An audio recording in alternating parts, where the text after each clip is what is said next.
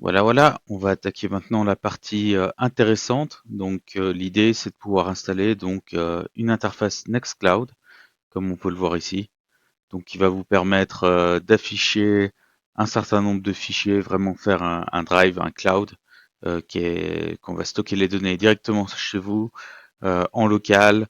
Donc ça va éviter d'avoir donc on peut afficher des fichiers, etc. hein, user manuel et compagnie.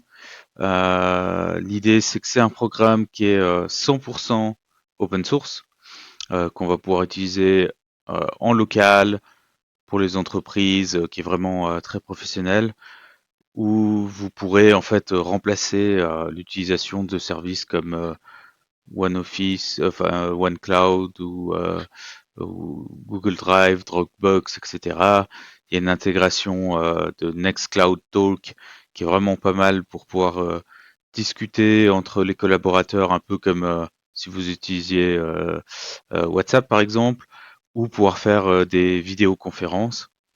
Il y a des calendriers, il y a l'intégration des emails, on peut intégrer des cartes, etc. Donc c'est vraiment vraiment très complet et je vous invite à essayer cette solution qui peut être votre remplacement pour la suite, pour remplacer des services comme Google Drive.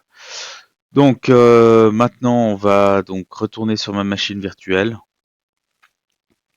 qui est actuellement allumée et que je vais retourner sur l'installation.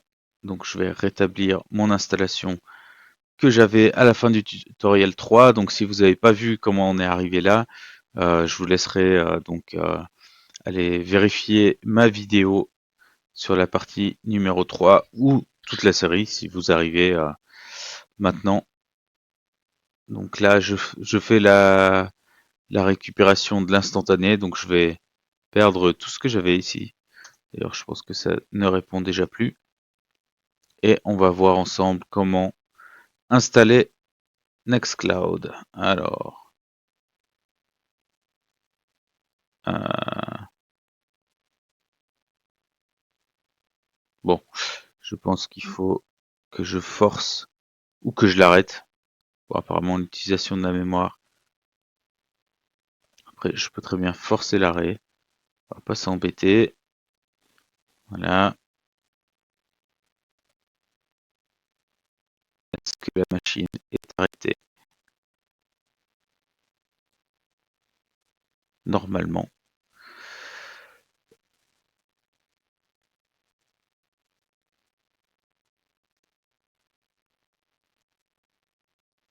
Voilà. Donc, normalement, c'est bon. Et je fais rétablir cet instantané. Qui d'ailleurs, on voyait à la fin de la vidéo sur la série numéro 3, donc la partie numéro 3 où j'essaie de créer un instantané, j'avais un message d'erreur.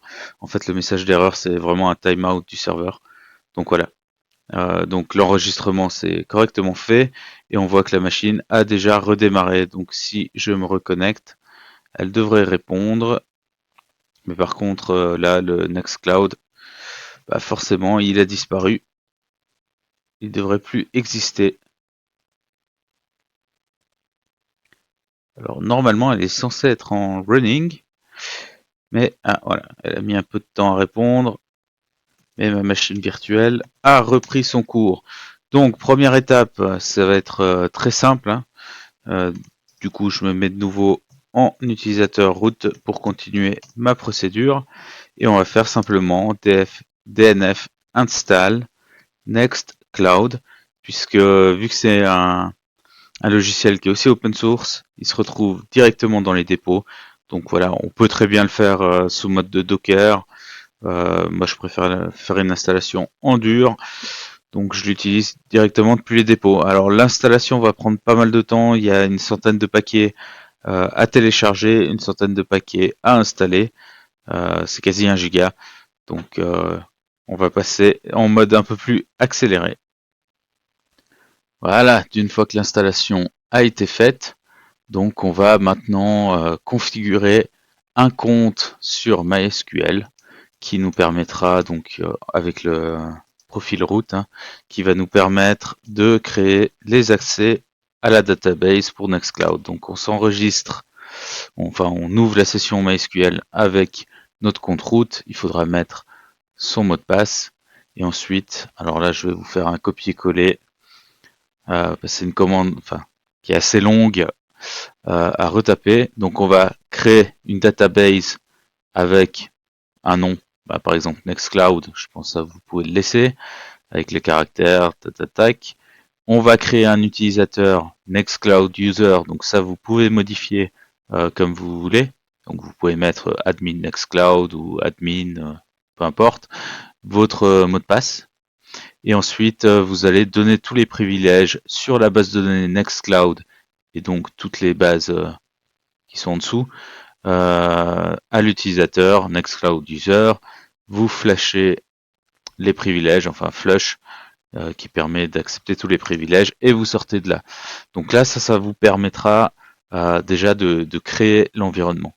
Maintenant, si on va regarder Nextcloud, voilà, avant il ne me le trouvait pas parce que je viens de l'installer. Maintenant il l'a trouvé, mais il dit que j'ai pas l'accès à cette ressource. Et donc là, en fait, si on va vérifier sur le serveur Apache, donc si je retourne dans vim etc httpd conf d, et là on devrait avoir un Nextcloud, je crois que c'était dans le nextcloud.conf. Vous allez voir qu'en fait il y a une information qui vous dit qu'il va falloir créer en fait un lien symbolique qui est ici, voilà, pour donner accès au service. Donc là je vais ressortir, donc j'ai copié et je vais coller cette commande ici, donc qui crée un lien symbolique pour donner l'accès dans le fichier. Donc là, normalement, je crois que ça ne fonctionne pas, mais parce qu'il faut faire un système contrôle, vu qu'on a été changé les start.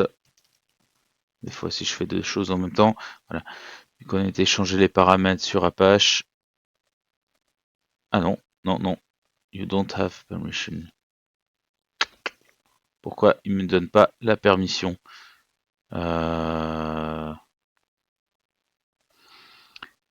il aurait dû me donner la permission.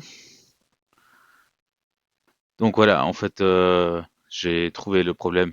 C'était moi qui ai fait une erreur dans ma commande. Donc c'est système contrôle restart et non pas start. Ce qui permet, donc quand on fait le restart, d'avoir accès donc à notre page Nextcloud. Maintenant, le problème, c'est ici on a un avertissement. Je ne sais pas pourquoi. Je vous avoue laisser de côté parce qu'on a bien fait l'installation avec MariaDB et quand on va redémarrer le serveur, ça va fonctionner. Donc première chose, on va se connecter donc sur le compte. Alors j'avais mis le truc de base, donc Next Cloud User. J'avais pas changé les paramètres. Your password. Tac. Et on va cliquer. Donc normalement c'est juste. Et on clique sur l'installation. Et donc là, en fait, en fond, il va faire l'installation. Et il y aura pas mal de paramètres à effectuer. Notamment pendant que ça fait ça, on peut peut-être aller. Alors, commencer différents paramètres. Notamment, on aura à configurer notre PHP ini, normalement. Je ne l'ai pas mis dans mes notes. Voilà, qu'il faudra que je rajoute. Mais on va faire donc vim etc php.ini. Ça, c'est votre fichier de configuration pour PHP. D'accord? Et en fait, il va falloir modifier. Alors, c'est vrai que si j'ai le. Typiquement, les DNS ne fonctionnent pas, donc on n'a pas accès aux applications. Et ça, c'est pas bien grave. Donc, vous voyez que l'installation se fait correctement. Et on va aller cliquer sur son nom d'utilisateur et aller dans paramètres d'administration. Et là, vous allez voir une tonne d'erreurs. Voilà. Et donc normalement, il y a justement la limite de mémoire qu'il faut modifier, l'option output buffering qu'il va falloir modifier aussi. Donc dans le fichier, on va chercher donc output buffering qui est ici. Voilà. Donc je l'ai trouvé et normalement juste un peu en dessous. Non, ou non, il n'existait pas ici, je crois. Ou j'ai un petit doute. Donc je vais output buffering limite. Non. Voilà. En fait, il est ici, donc il faut mettre le égal. Et donc vous vous retrouvez ici. Et en fait, il faut le désactiver. Donc insertion et vous tapez off. Ça, j'ai fait escape pour ressortir et memory limite, voilà. Donc enter pour valider mon emplacement. Ensuite insertion et je viens mettre, donc là il faut au minimum 512, on peut mettre 1024 pour avoir suffisamment de mémoire. Wkit, comme ça on enregistre et ça va déjà nous régler le premier problème. Ensuite, au niveau de l'htaccess, il va falloir faire donc var lib nextcloud data htaccess. On va régler ici une erreur. Il va falloir rajouter simplement. Je peux l'ajouter au début ou à la fin, ça c'est pas bien parce qu'il n'y a pas le mode rewrite. Donc je peux le rajouter à la fin. Donc là, je vais vous coller le texte qu'il faudra rajouter. Mode rewrite.c rewrite engine on. Voilà, vous recopiez ces informations, on enregistre et on quitte. Ensuite, il va falloir donner les accès, donc chmod 700 à var lib nextcloud data. Voilà, ça c'est bon. Ensuite, il fallait résoudre le problème de DNS, donc set ce boule -p majuscule httpd can network connect on. Donc ça c'est pour autoriser notre machine à aller chercher des données sur les serveurs externes de Nextcloud. Ensuite, il faut modifier donc opcache la configuration, donc c'est etc php.d 10 opcache ini et on va devoir décommenter donc les opcache memory. Donc là, je vais réutiliser le slash pour retrouver opcache.memory consumption. Bah, il est là, donc enter. Ça, j'insère, donc je vais décommenter, c'est-à-dire j'enlève le point virgule. Le interne buffering, il faudrait d'ailleurs le passer à 16 et le décommenter. Et puis opcache max accelerate files 1000, je décommente. Voilà. On a le même cache qu'il faut aussi installer, donc dnf install redis php redis. Voilà, on fait l'installation, on accepte. Et vu que c'est un système, on va donc l'activer. Système control start redis et système control enable redis pour qu'il reste au démarrage. Voilà. Ensuite, il va falloir configurer. Donc ça, c'est le fichier de configuration de Nextcloud. Donc on va faire pas mal de configuration ici dedans. Donc insertion. Là, on peut venir en fait ajouter différents paramètres. Donc on peut On peut venir ici au début de la ligne. Bon alors, tac. Ma tabulation n'est pas alignée, mais c'est pas bien grave. Donc on va activer. Donc là je vous copie ce qu'il faut rajouter. Hop. Alors si je dis pas de bêtises, voilà. Bon, la présentation est pas tout à fait identique. On va essayer de mettre ça plus ou moins aligné, qu'on voie ce qu'on a ajouté. Est-ce que j'avais autre chose encore à ajouter? Je pense que j'avais d'autres choses à ajouter. Si jamais je reviendrai après.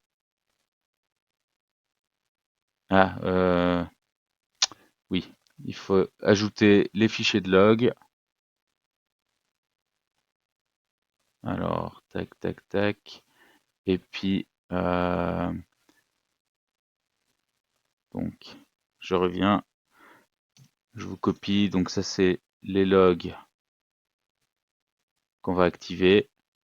Le dossier logfile qui sera var log nextcloud.log.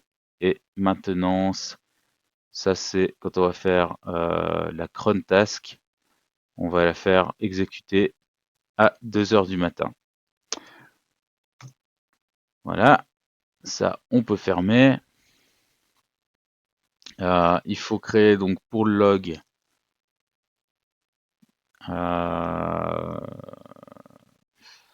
touch var log nextcloud.log. Comme ça on crée un fichier et puis on va lui donner des droits à Apache. Voilà, donc on donne les droits à l'utilisateur Apache du groupe Apache sur var log nextcloud log et on vérifie qu'on a bien les droits 640 sur ce même fichier. Comme ça, on pourra résoudre le problème de création de log qu'on a sur l'installation de base. Donc on voit ici qui est pas juste. Donc ça on a fait, ça on a fait. Les DNS, normalement c'est tout bon. C'est la même chose. Après il y a des problèmes qui vont se régler au redémarrage. Donc normalement là on est bon. Qu'est-ce que j'aurais oublié de faire? Mimtype. Je dois avoir une erreur mimtype quelque part, je sais plus où. Voilà. Donc pour la résoudre, on peut faire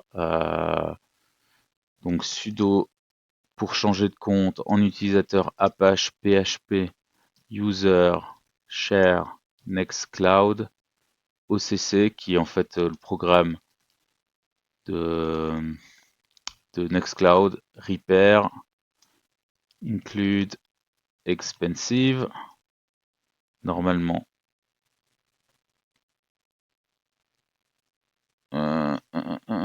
j'ai dû faire une erreur. Ouais, include expensive. Voilà.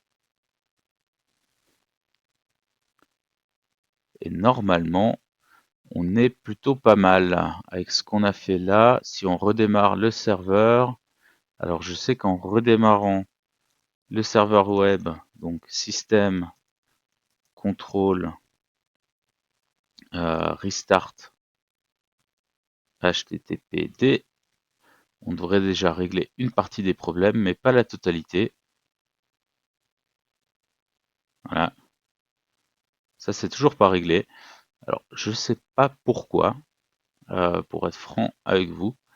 Mais par contre, si on vient simplement sur la machine virtuelle et on fait un redémarrage de la machine, voilà, on va laisser redémarrer la machine et vous allez voir que les problèmes seront en grande partie réglés. Ah, il y a le défaut phone region que j'aurais pu ajouter. Alors maintenant, je vais perdre la connexion. Et ça, on peut l'ajouter. Alors c'est un petit détail, hein, mais c'est l'ajouter dans le fichier de configuration si vous voulez avoir, en l'occurrence pour la Suisse, défaut CH. Voilà. C'est des petits détails de la configuration qui sont pas ultra importants, mais qui sont quand même signalés. Donc voilà. On attend juste que la machine finisse de redémarrer. Et ensuite, je vais pouvoir faire un nouvel instantané parce qu'on aura terminé l'installation. Voilà. Donc là, je peux me reconnecter sur la machine. Et si je réactualise cette page, mes erreurs et normalement même le MySQL ont dû se corriger. Échec de récupération.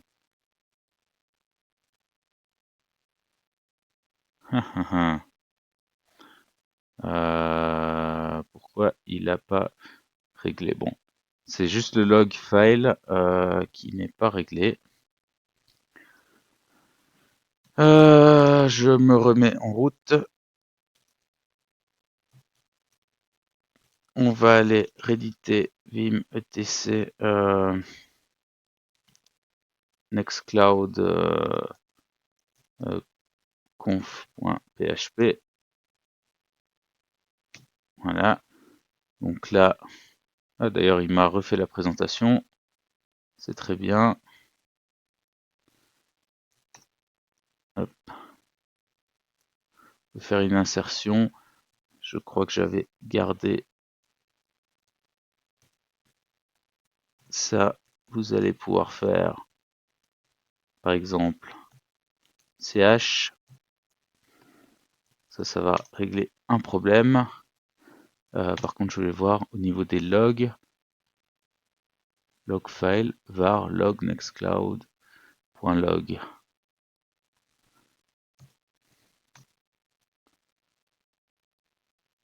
ls-l var log nextcloud.log. Alors, il n'y a pas les droits d'écriture. Peut-être qu'il fallait que chmod-r. Enfin, R, j'ai pas besoin. Allez, on va faire 777. Juste voir ce que ça donne sur var log nextcloud. Voilà. Alors, je sais pas si ça va me faire la mise à jour en instantané. Hop. Alors là, c'est quand il y a cette erreur là, c'est une erreur sur la configuration ici. Ah bah oui, j'ai mis un point virgule à la place de la virgule. Voilà. Je pense que c'était ça. Donc on va juste revérifier. Voilà. Petit truc qu'il faut faire attention. Mais ça, j'avais réglé le problème. Bon, je verrai plus tard si jamais je reviendrai vers vous. Peut-être qu'avec le redémarrage, ça va fonctionner. Je sais plus ce que c'était. Et puis là, on avait Missing Indice, par exemple, qu'on doit pouvoir faire si on lance la commande. Alors, je crois que la commande directement OCC, elle n'est pas trouvée. Ça, il faudrait que je fasse le lien. Mais du coup, ah ben oui, c'est vrai que pour ajouter les indices, j'avais mis une note. Voilà. Donc, si on reprend donc le compte utilisateur Apache et qu'on lance la commande ici, ça nous permettra de créer ces différents des indices qui manquaient. Voilà. Ensuite, il y a aussi la cron tab qu'on peut éditer en tant qu'Apache, parce que ça sera une erreur qui va apparaître. Donc on va donner un droit et puis on va lancer une tâche. Alors, hop, voilà, ça c'est quand on n'a pas fait le i pour insertion. Voilà. Donc là vous recopiez. Donc petite étoile, -5, Alors c'est quand on va faire les exécutions de la cron task, php-f sur le cron, wq pour fermer, et puis comme ça, normalement, on est tout bon. Et d'ailleurs, on peut même faire, si on veut, un test apache php user share nextcloud cron, et on peut vérifier si la task elle fonctionne. Donc ça prend un petit peu de temps, mais du coup ça la lance une fois pour faire la tâche.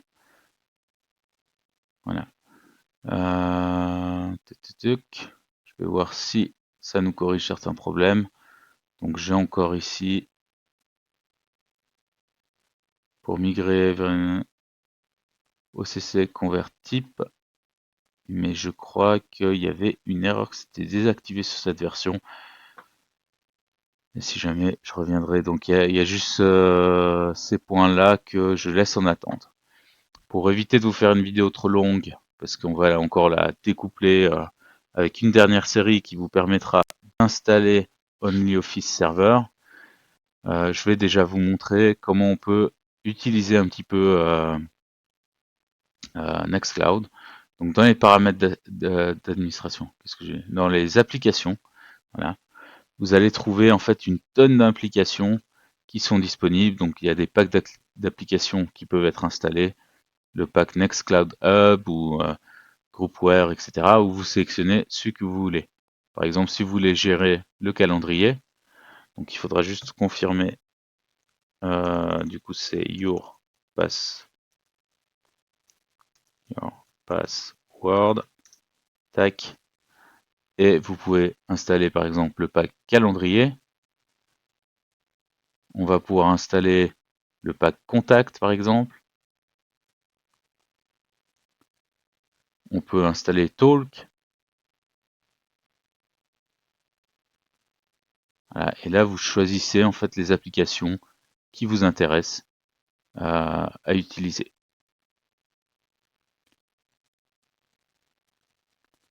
Donc, dashboard, etc. Donc là, je vais vous montrer un petit peu tout ce qu'on a. Donc Nextcloud Office qui peut être utilisé, alors, mais pas pour... on ne pourra pas éditer en collaboration les fichiers. Il faut absolument collaborer online, mais je vous invite plutôt à prendre OnlyOffice. Mais on verra ça dans une autre vidéo. Et je vous montre quelques applications qui sont intéressantes d'après moi à avoir.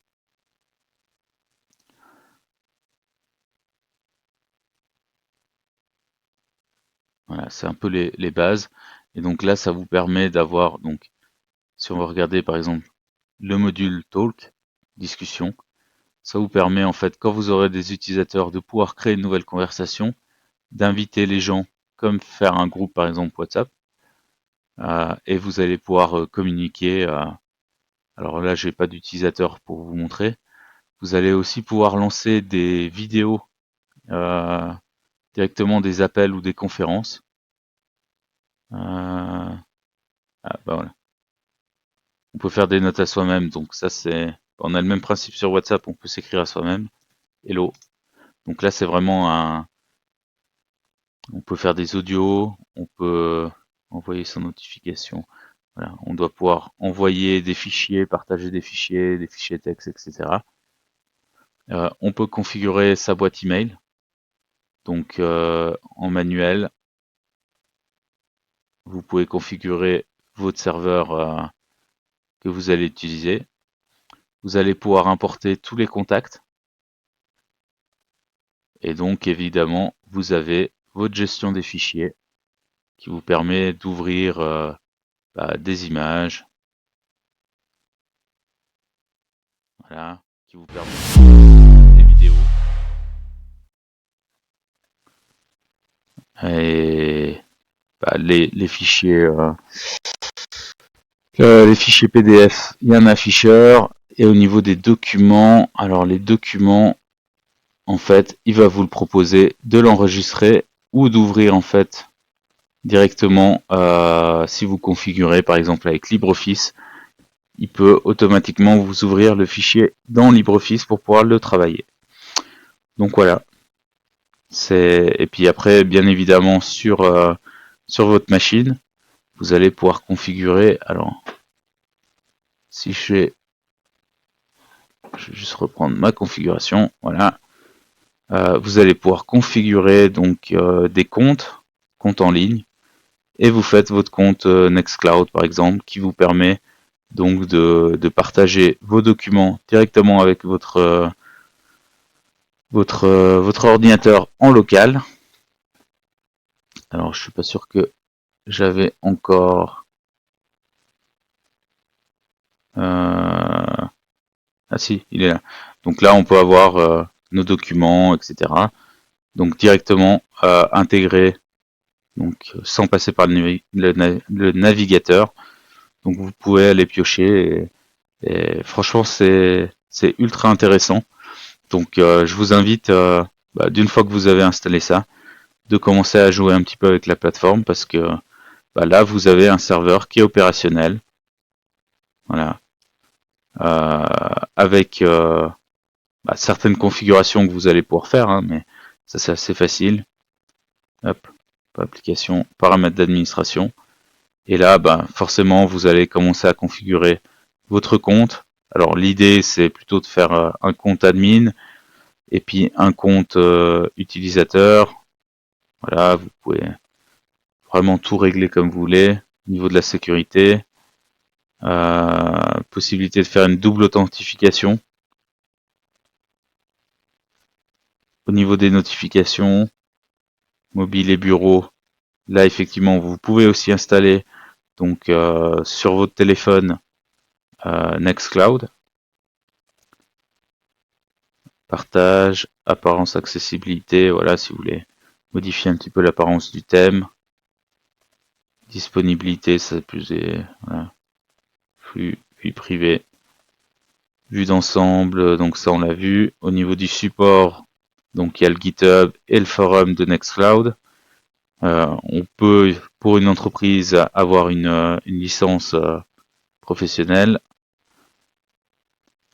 Donc là, j'ai passé dernière tâche exécutée il y a 4 minutes, donc c'est ce qu'on a vu avant. Ça a bien fonctionné, ça s'est terminé. Serveur de messagerie, donc là il va falloir configurer votre serveur de messagerie pour l'envoi automatique. Voilà, vous allez pouvoir voir toute la configuration se fait en fait par ici. Donc voilà. C'est quoi discussion? Je sais plus. Mais non, c'est vraiment super intéressant comme logiciel. Donc voilà, je vous invite à le programmer maintenant et puis à commencer à jouer un petit peu avec, parce que là vous avez déjà une plateforme qui est utilisable avec l'éditeur de documents en local, mais qui va se synchroniser avec le serveur. Et prochaine étape, ça sera de faire quelque chose de collaboratif avec OnlyOffice. Voilà. J'espère que cette vidéo vous a plu. Et puis la suite dans un prochain épisode. Si vous avez bien aimé, comme d'habitude, likez, abonnez-vous à la chaîne, et puis ça me motivera à faire d'autres vidéos dans ce style pour vous apprendre un petit peu à utiliser Linux et le monde open source. Voilà. Bonne journée.